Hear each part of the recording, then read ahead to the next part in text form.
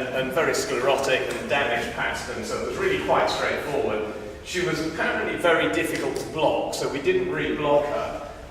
But the issue was, did we go ahead and block the pastern joint?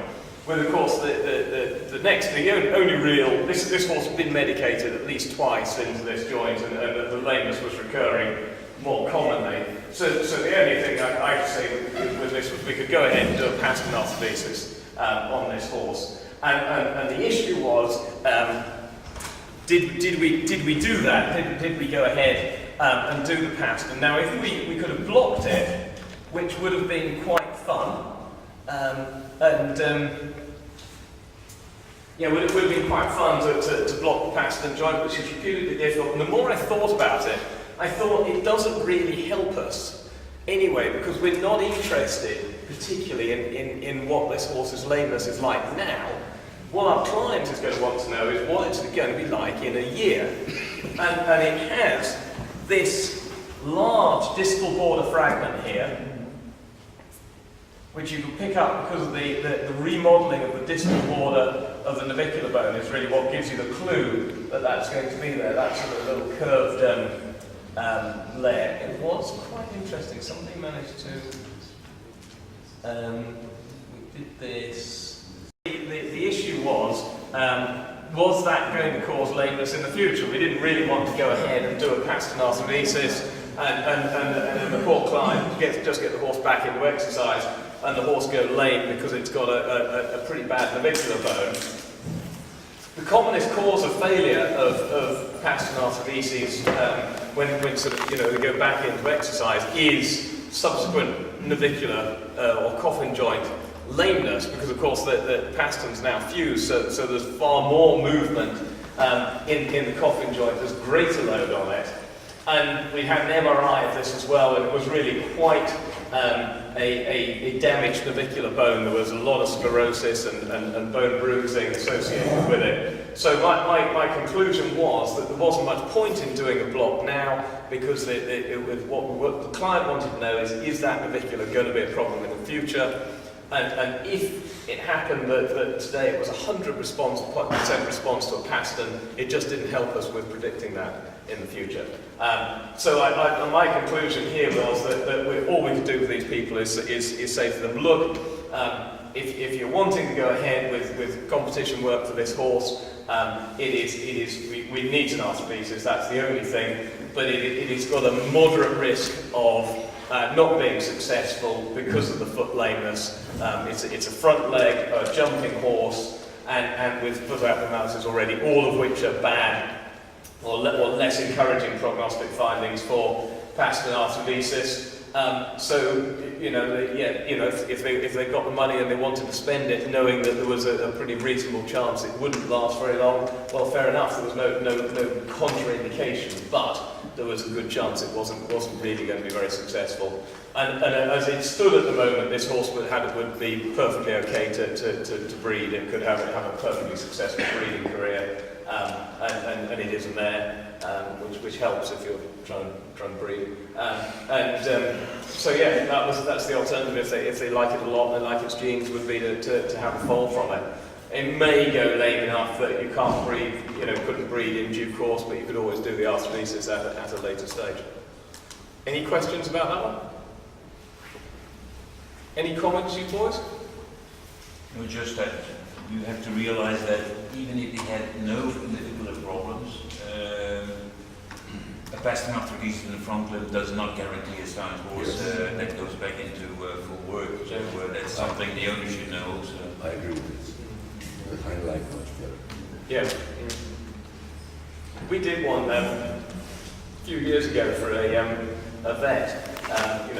Sends us quite a lot of cases, referring vet, and his horse, his own horse, got a septic pastern after one of his interns was doing a part digital nerve block on it, a bit of a hash of block, and so it developed a septic pastern and ended up arthritic, and so we were treating the pastern, and after much debate he decided, it was a show jumper and fall in, so he decided he would do an arthrodesis on it, so I went up there and we did it. and it did well for about 18 months, maybe 2 years, and then did go lame with you know, navicular type issues, which of course it may have done anyway. That's the other thing. But you know, the thing is, you have to say it's more likely.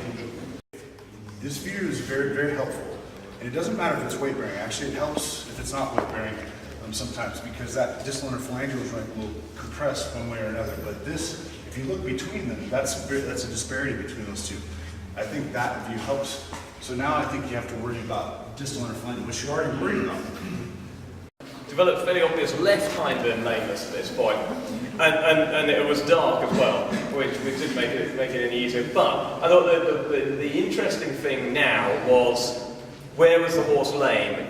Was it lame right fore because perhaps of mechanical components from the foot, so it still had some, you know, despite lack of pain, it was still lame right fore, or was it actually lame left hind, and the apparent right fore limb lameness was just a reflection of the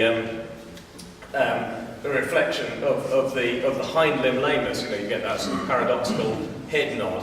And we talked about putting the lameness locator on it. I was very keen to go and get the lameness locator, but everyone else wanted to go and have a beer, so we didn't do it. And then Georgia was going to do it this morning, but unfortunately it ended up in the farriers have been at it all day. So yeah, this morning his horse was really crippled. I don't think it was fair to work him up.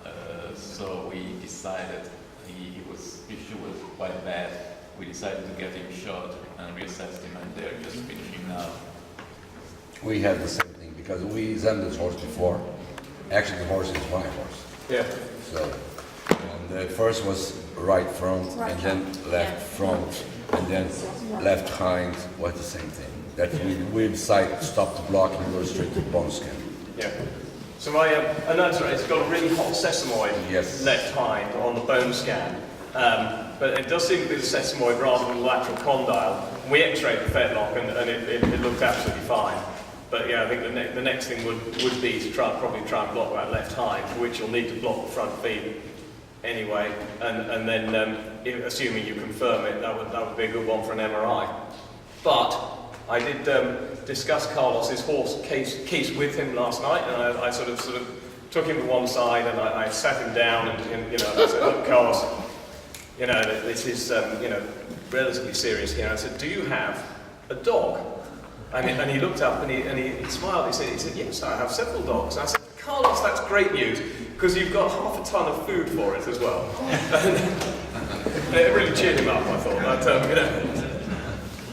So, I think this is quite a good example of it, that this is soft tissue, so the cannon bone is still relatively cold. You can see the blood vessel coming down here. We've got a fairly marked hot spot in the sesamoid. That is almost certainly that's not soft tissue injury there. That is bone. That is the early bone phase uptake. Because it will start to uptake very quickly. And you can see then, this was left, wasn't it?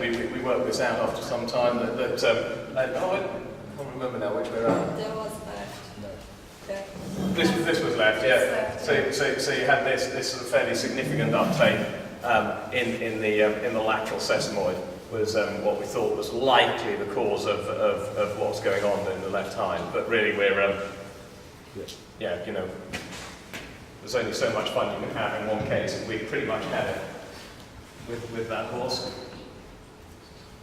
Now this was an interesting case this morning. Gachette Rouen, but so its history was it had gone very lame in November after racing, 5/10 lame. It had then had some time, and I think they tried to block it then and haven't been able to find any lameness, any improvement with nerve blocking it. It had had some time off, had a couple of months off, come back to racing, gone very lame again, 5 out of 5 lame, non-weight bearing, and again had been nerve blocked and no response.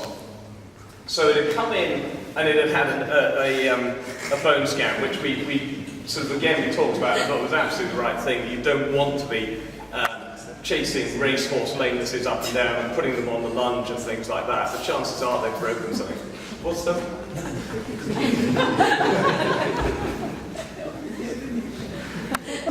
Yeah, so they've had a bone scan, which I think is absolutely right. There's a screaming hot spot here in the foot. And my sort of first reaction was, that's either sort of artifactual, it's got some urine on its foot or something like that, because that would have blocked. You know, he's apparently blocked this horse right up and not been able to alter the lameness. And that should have responded, if that's the problem. You know, fair enough, you've got a knee, then you know, maybe the upper blocks didn't work. But surely here, there's enough blocks that you would have done, would have given you something. But, so we then x-rayed it, and the x-rays were not really very conclusive. We got some quite good obliques. Probably shows it reasonably well. So you've got this sort of loosened area here. But normally, if you get, I find it's not a 45-degree oblique that you need to show up these fractures. It's actually a completely lateromedial. So we would stand the horse on the block. And for a lateral wing, it's literally a lateromedial angle downwards. Usually shows the fracture up, and it just didn't show it very well. And I didn't think that was typical of it. But so I thought, oh, that's a bit odd. So we then, it had an MRI. Oh, it did have an MRI. So we got X-rays of the hind fetlock, and lo and behold, you can see it's got a little incomplete fissure in P1. So I thought, well, maybe it's you know, some horses sort of have these anyway. So we'll have a look in the right hind, and we had a look in the right hind. That's completely normal, and there's nothing there at all. So that then leaves us in the situation. You know, now we know we've got a fissure there. So we probably the last thing we want to do is now take it out and see it on the lunge, because we're actually worse off than we were beforehand. If it had broken its leg beforehand, we would have said, well, you know, we didn't think to x-ray its fetlock. Now we have to say, well, we did x-ray its fetlock and it did have a fracture, and now it's got a worse one. And so the thought was, well, it's had a bone scan. Let's go back to the bone scan and see if this was hot on the original bone scan. And the original bone scan only has the neck and the front legs, and doesn't have the hind limbs. And Hans and I were talking and saying, you know, we both now just routinely, if a horse has a bone scan, we just scan the whole horse. That you've given it the technetium, you know, and so we just don't, you know, mess around with just doing front legs or anything like that. Just scan the whole horse and go for it from there. That was me. With the MRI.